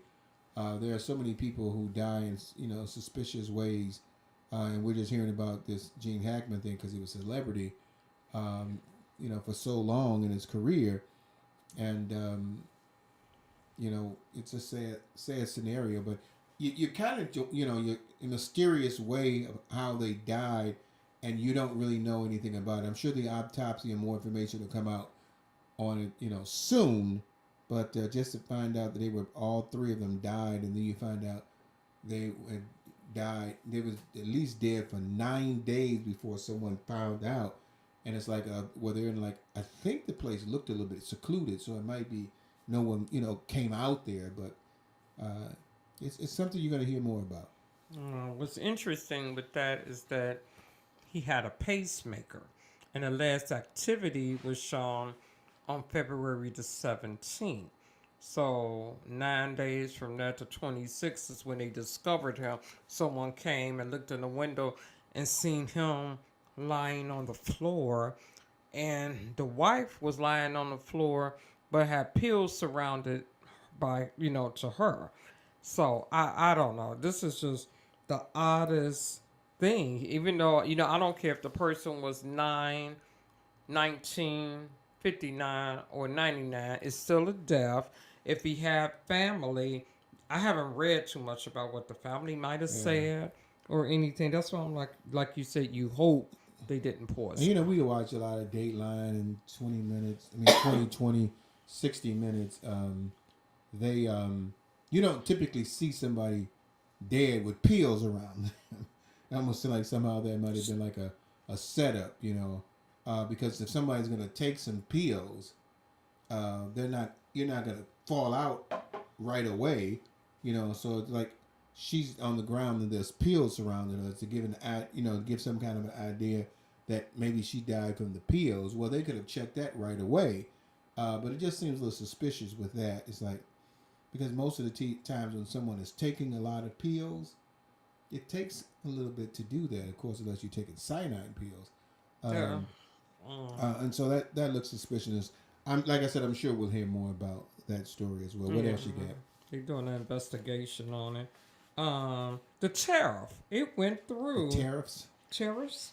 It went through today, and 25%. That's a lot. So what are you talking about? The whole story. Let's see. Trump has followed through with his tariff that he said he was going to go up on imports into the U.S. from Canada and Mexico, and a 20% levy against goods arriving from China. It's interesting. I guess he's doing his checklist, right? Going down. He said he was going to do it. Went into effect, and they said it's going to affect gas, cars, produce, and of course you ordering online. It's just what is his purpose for doing this one? He's basically saying that those countries are taking advantage of the United States with goods that are coming in here and not paying an appropriate amount of a share of taxes against it, and that one of the things he's upset with them is that they're not stopping immigrants and illegal aliens and what he calls drug dealers and stuff like that coming into the United States. They're not doing enough on their side of the border to stop that. Well, Canada doesn't really have that many immigrants and drugs and stuff coming through the Canadian border. It typically comes from the Mexican side. Canada has borders that you got to go through to check. Now they miss a couple of them maybe or something like that, but it's not I think they were saying that maybe 2%. An issue with Canada. So he's trying to really bully a lot of people. So he can, if you're gonna buy from the United States, you're gonna have to pay more, and if you're not doing right by the United States, we're gonna tax you more. Which you have to understand that a lot of product comes from these countries, especially China. You ever look at most of your furniture? Your furniture is coming from China. A lot of your, things like that are coming from China. And so Trump this is what you get. I'm not surprised. This is what you get. Shame on you. You put him in the presidency. You losing all your jobs. A lot of Republicans are losing their jobs, and they thought that Trump was going to be caring about them. This is just the way it is, and that's how things are going to go. Hey, we got about maybe 10 seconds before we go back into SOAR Radio. So YouTube people, stay with us as we go right back. All right, everybody, welcome back. SOAR Radio listeners, welcome back to Let's Stay Together Talk Show. Your host, Reverend Rick McCain, along with my baby, my girl, my boo, Brenda McCain as well. We hope you all are enjoying the show. We had Stephen Best come on there talking about the Oscars. We were first initially talking about the SOAR Awards. We're going to go back and talk about that as well. But again, make sure you watch the JD Morning Show each Wednesday between the hours of 6 and 8 a.m. Only on SOAR Radio. You'll hear Justin Kinney and the gang talking about some things, and you're probably going to hear them talk about the SOAR Awards as well. And you never know. Justin might throw some tidbits about SOAR 2026, so be prepared for that. Make sure you watch the JD Morning Show each Wednesday between these hours of 6 and 8 a.m. only on Soar Radio. Also, if you want to have your own radio show on Soar Radio, 2-time Stellar winner, the best internet station of the year, you need to contact them at soar@soarradio.com. That's soar@soarradio.com. Keep it clean.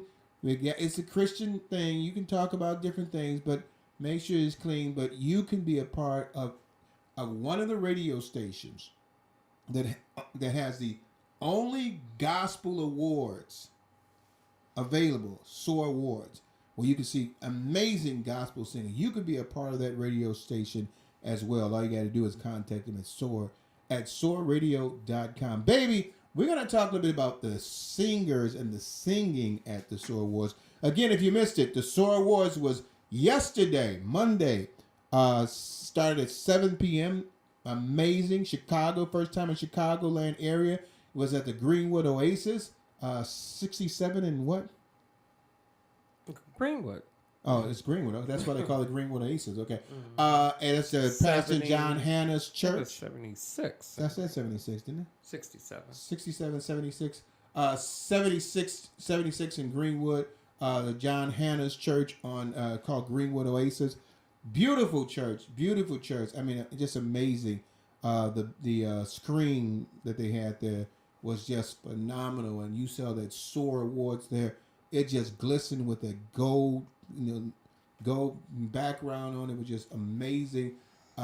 We were talking earlier about the vendors, amazing vendors out there. Had a good time sharing and talking with people. Brenda walked around talking and sharing with people, and went into the back room and got some pictures with some of the stars. She got a picture with her and Yolanda Adams. So she'll be putting that out there as well. I don't really go around that much. I just stayed at the thing and, talked to people as they were going out about the radio show. But we had a good time. But we talked about that. We're going to talk about the singing on there because I'm telling you, the singing was sensational. They had some amazing singers that came on there. And it was, breathtaking. Of course, they're doing recording, so there's going to be some stops and some in between of that. But man, even after the stop, sometimes when they start singing, they stop. Like, wow, that was some good singing, and they went right back into it. I mean, it was just first class, great singing, tributes to Smokey Norval. You had Yolanda Adams. Kenny gonna tell me that man's name again. That they gave the John Hanna Award to Charles Johnson. Who else got tributes to that? So that was 3 people. Archbishop. Yeah, Archbishop got that. I can't remember his name. You got the paper? No. William Hudson. Kenny get mad at me. If you're gonna bring it up, know the people's name. Like William Hudson. You all need to know this. I don't have the papers. I mean, but we had a lot of great nominations for it, and the music was just phenomenal. Anything you want to say about that? Because I'm gonna look up this thing so I know who I'm talking about. It was just so nice. I really enjoyed it. Each year, it seemed like it gets better and better, and it's like I said, all the people that were there were very nice, very forthcoming, from the staff to the vendors to just seeing how happy Christian folks can be when they're seeing, other people coming in and being honored and they want to be a part of it. And then to be dressed up, because the fashion was cool too. Because is it Jacqueline Carr? Jacqueline Carr. She looked so adorable to me last night. I'm like, okay. And Willie Moore, is it? He was dapper and everything. They actually were cute together, but I always miss Michelle on there, the one Destiny Child. Yeah, she's still with Death Becomes Us. Oh, she's still working with that, doing tours for that. So I'm looking at the thing right now. So you have performances by Glenn Moore, Dr. Matthew Stevens, Tasha Page Lockhart, Lisa Page Brooks, Deshaun, what's it? Deshauna Ballard? I'm saying it wrong. Deshauna, how do you say the Ballard's girl name? Denethia. Denethea. It's always hard for me with that one. I didn't Denethea see when ballad. she's there. I didn't see her there at all. But you had Jacqueline Carr, Melvin Crispo the third, Karen Clark Shears. Now Karen Clark Shears, I mean, she blew. I mean, she came out there, sashaying in, but she sung that Yolanda Adams song. I love you the most. I'm just a prayer away. I am just a prayer away. Call my name and I'll be. She blew that thing, boy. And you had a Crystal Akins, and I didn't see Jacari Cortez were there. Was he there, Kenny? Because I didn't see him out there. But it was amazing. Jacardi Cortez. I don't know why I don't remember seeing him. Did Danisha sing?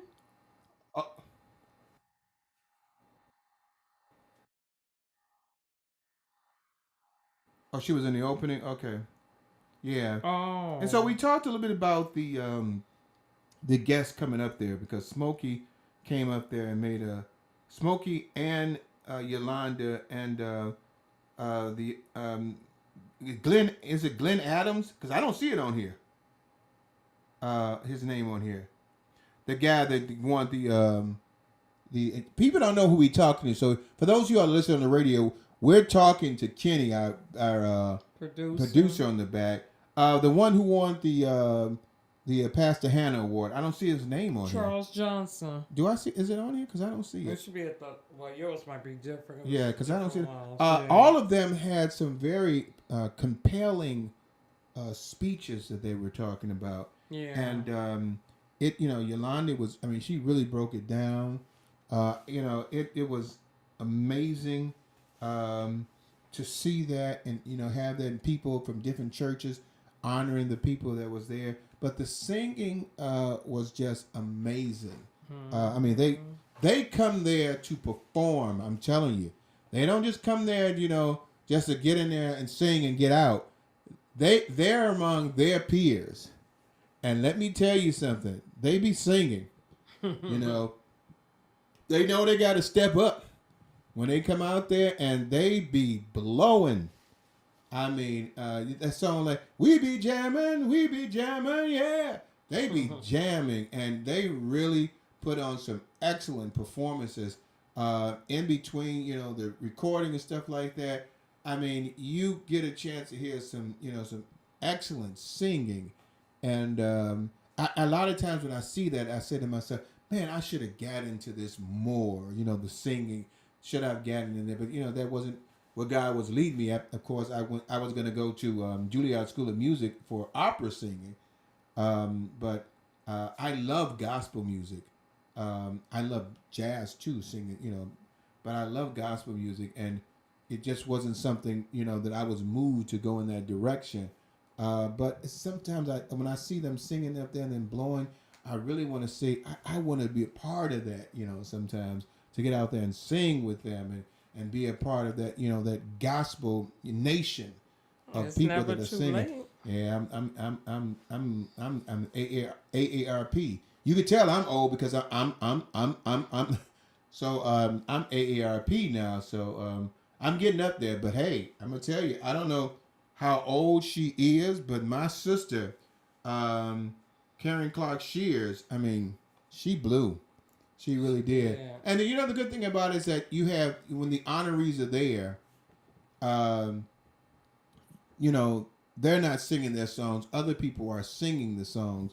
And they don't necessarily sing it the same way.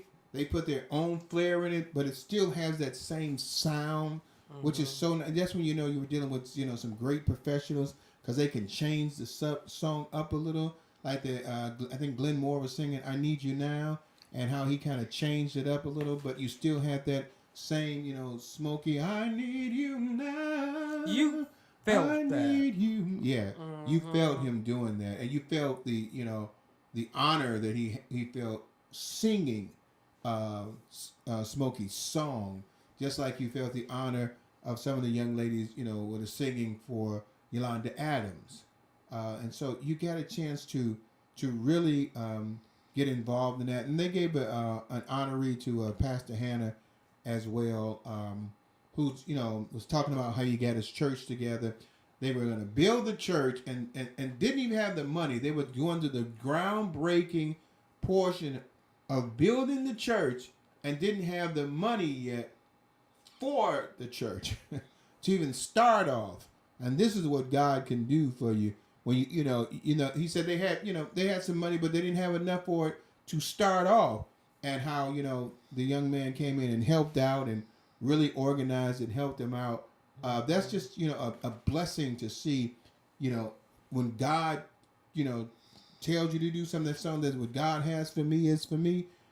To see that, and it as you say, in the hood, it's something that you would want to see in a black neighborhood. Yeah.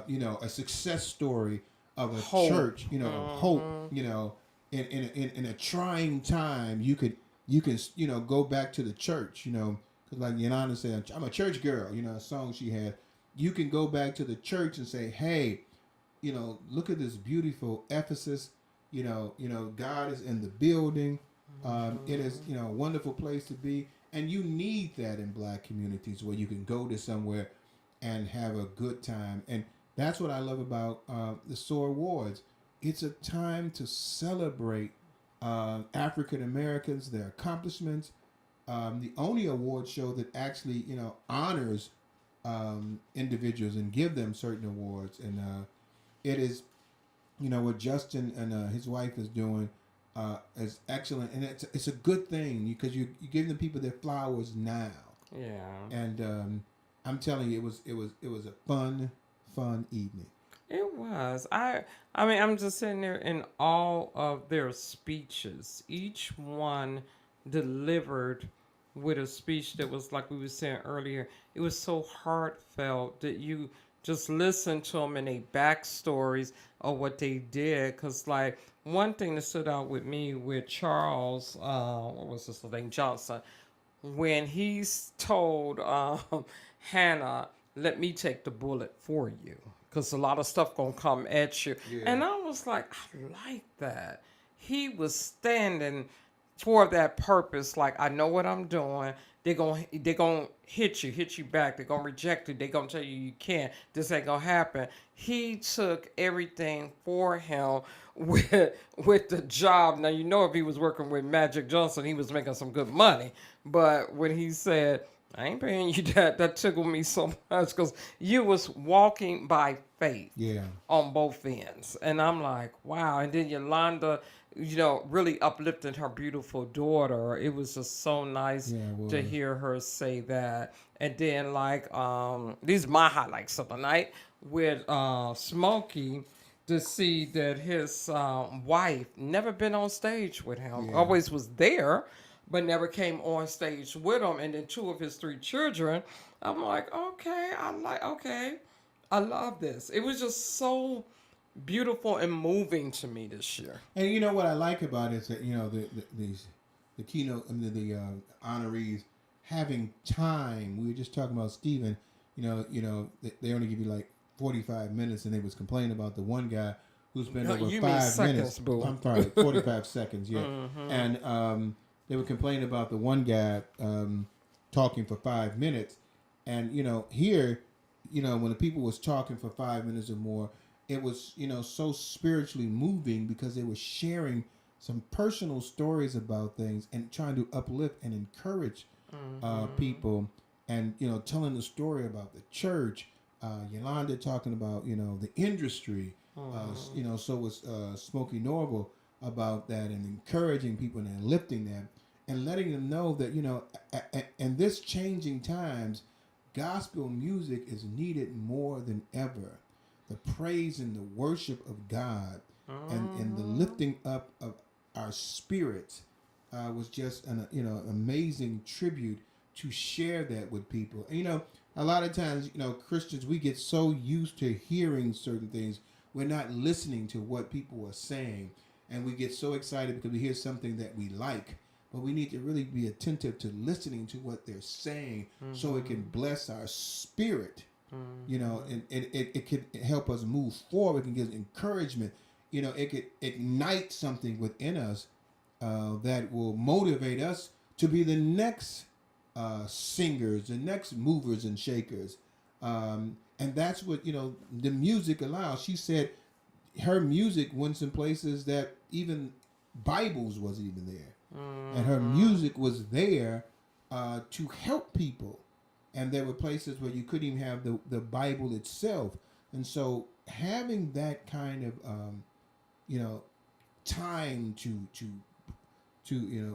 read into people, to them and help them was just, I enjoyed that. I thought that part to me was nice with the singing as well. A compliment of saying, hey, she was saying, I love these person, I love this person, I love you, Jacqueline. That network of people that she's working with and doing things with, and some of the behind the scenes people that Smokey was, talking about how helped him with certain things, and you get a chance to, highlight people who are doing a lot. It's almost like what Kenny does here. You don't really hear about Kenny. We call him the Rockford Goat, but this show is possible now more because Kenny helps in the background. I don't have to sit there and run a board. If something goes wrong, typically the show's over because I don't really know what to do. I'm just following commands, do this, do that, do that, but something goes wrong. Now with him being there could be something that can go wrong and people won't even know it, and he's fixing it in the background. So have those kind of people.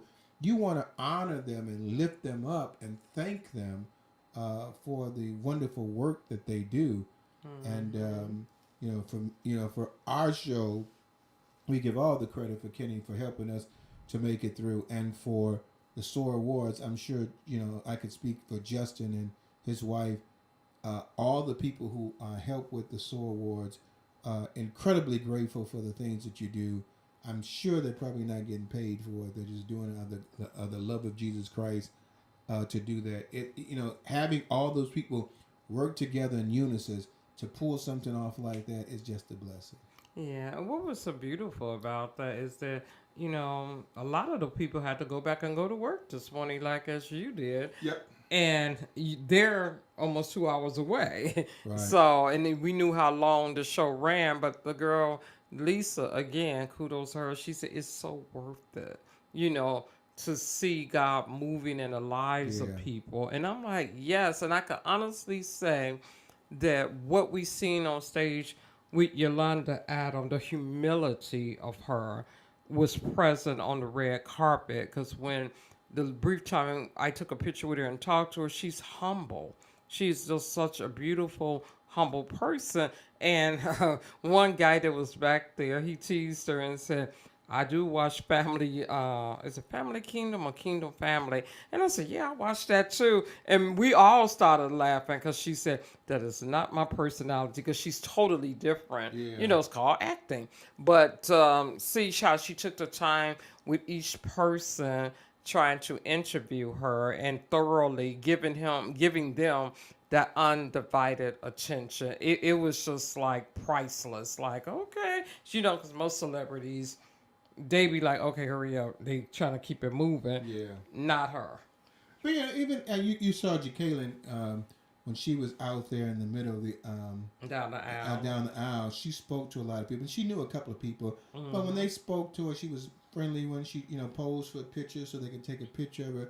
She had a very welcoming presence, and that sends a lot of good vibes to people. Say, oh, she's so nice. You don't get starstruck and get arrogant and stuff like that. And you don't see that a lot with gospel singers. They're really kind and open.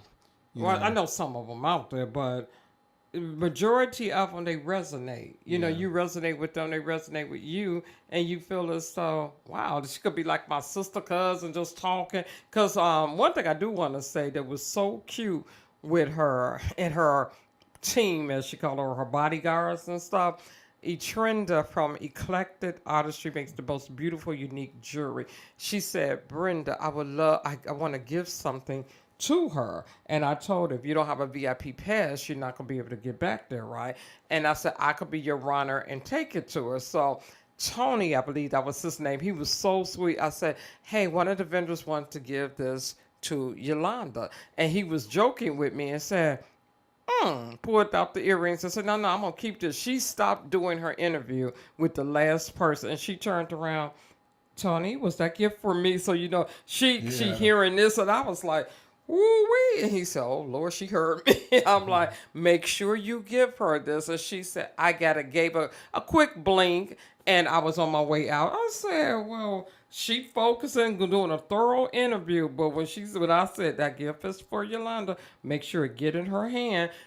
And she just stopped doing what she was doing and just said, I want my gift. I'm like, that is so sweet because most people don't have to accept or do, or some, not gospel celebrity, but some celebrities will be like, okay, hold on to that, I don't know what that is. She took the time and I made sure I took his picture holding the bag and told E-Trend, hey, they accepted it gracefully. You got a picture with Yolanda too, didn't you? With who? Yolanda Adams. Yeah, with her and Tony and the other producer with her and stuff. All right, so you missed it. You missed it. Get ready for SOAR 2026 awards. I'm sure there's going to be another great thing, and I could probably figure out that it's probably going to be back in Chicago because of how successful it was, and we're hoping that we would be able to fill the house up. You want to be able to be so successful that they may have to have a second night. That's what So the tentative date of airing for the SOAR 2025 is March 30th. It's going to be on Impact, right?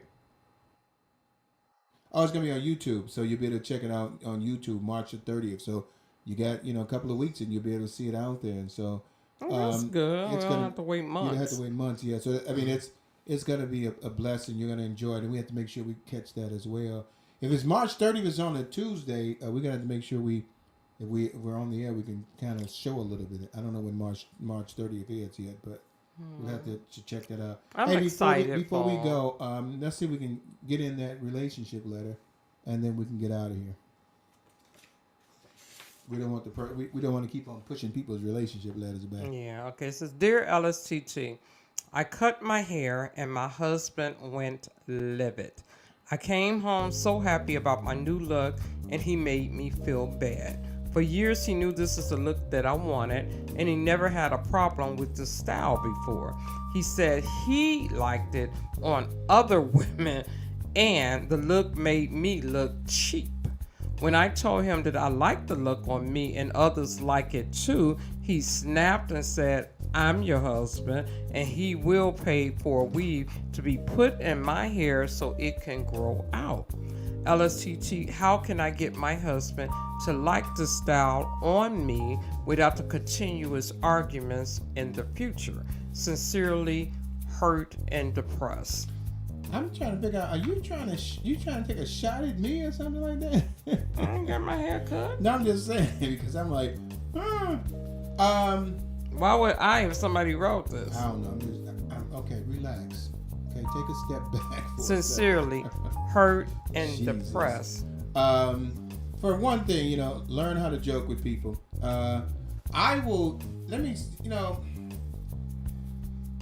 Your husband's opinion should matter.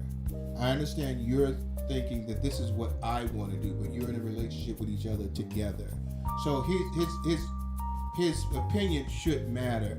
The problem is how his opinion came across, saying that something that you did looks cheap, and that and then he doubles down with a negative, saying I like it on other people, but not you, which means that it looks better on them than you, and so it made you feel,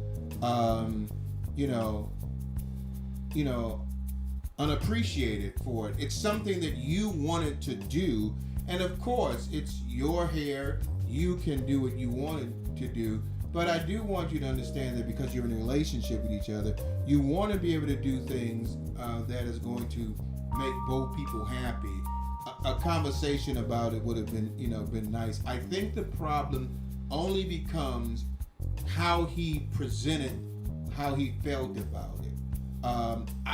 Brenda has worn short hairstyles before sometimes, and some I don't like them as much as I do other styles, but it doesn't mean that she doesn't look good in the style that she's wearing, because she's able to do any kind of style, any clothing she wants to, and make it look good. And so I may prefer one style over another, and she may listen to me, and most of the time she doesn't, because she wants to make the decision for her.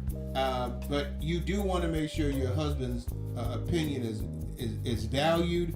But I do believe that how he did that. Now, what was her question to us again? How can I get my husband to like the style without the continuous arguments? I think the thing about it is not getting your husband to like the style. I think you need to work. Your husband needs to work on his approach of how he spoke to you about the style. There may be something he may never like the style, but he needs to love the woman and see that the woman still can look good. I've seen, just example, Brenda's wore some dresses that I thought were just hideous off of the rack, but when she puts them on, she makes them look beautiful to me. Like, wow, you made this dress look nice. And so, He said, understand, to me it just didn't look good. I'm like, oh, this is drab, but then she puts things together and it looks really nice. It's the style and the approach that he did that's causing the problem. So instead of focusing on how to make him like something as though how he did something was right, I think we need to work on the approach of how he came to you about something that he may have preferred different than what you have on. Yeah, reading this, I said, okay, you're right. And when you in a marriage, because she did say husband, it works both ways. You know, I remember when Rick nicked his hair and decided to shave it off. He even told the story. I was afraid that Brenda wasn't gonna like it. I seen it. I'm like, okay, cool, I like it. You know, that was that. It wasn't no discussion with it because that was a nick, you know, and you had to act fast on it. The way this young lady, hurt and depressed, said, they talked about it. I think he probably, he loved those hairstyles. They probably had a discussion about it, and she decided, I'm ready to do it. Do something new and different. And he just hurt her. It's like you said, his approach was, I don't like it on you, and you need to, let me get you a wig, whatever, for you could grow your hair out. And it's like, wow, that was kind of harsh to me. But like you said, it's not you. He needs to work on his approach. Your hair is, the more you love your hair, the faster that hair is gonna grow. It's just something about that. Now, the more you dislike your hair, it's gonna be a slow growth for you, because it's like, oh, come on, hurry up and grow. But the thing is, you stepped out, did something different. Kudos to you. Hair, they say it grows back. Some grow a little slower, some grows fast. But it should be, hey, babe, if you go and cut off your beard, I'm still going to love you anyway. I might not be my preference, but, you know, this is what it is. He didn't grant her any grace, and that's what I didn't like. And the last thing I'm going to say, because we got to get out of here, is that there's a little bit more underlying situations on this story that we don't know about, because he shouldn't be that upset about a hairstyle. You know, things change in life. The longer your relationship, you need to learn how to adapt to changes. And so if he's getting that bent out of shape about a hairstyle, we need to find out what other things are causing this issue other than the hair itself. Yeah. You know, we need to hear about why he's so upset about the hair. And you like it on other women. Yeah, that like, wow, you really said that, brother? Mm-hmm. You know, like, I like it on her, but not you. Like, okay, well, what does that mean? You know, we gotta do some kingdom business here. So hey, I hope y'all enjoyed the show. We gotta get out of here. We're gonna get about less than a minute left. We're gonna give our special thanks out to the Rockford Goat, Kenny Crawford, for helping us out with the show. Make sure you catch the SOAR Awards on March the 30th, and catch our show next Tuesday between the hours of 7 and 9 p.m. only on SOAR Radio. We'll see you next week. Bye-bye. SOAR Radio, thank you for YouTube and Facebook. Thank you all for listening, and check us out next Tuesday. We'll have a special guest coming on, Keisha Campbell, to talk about fashion and clothing and things of that nature, and women being beautiful. We're gonna talk about all that when she comes up next Tuesday. So we'll see you next. We'll see you next week, 7 p.m. Bye bye.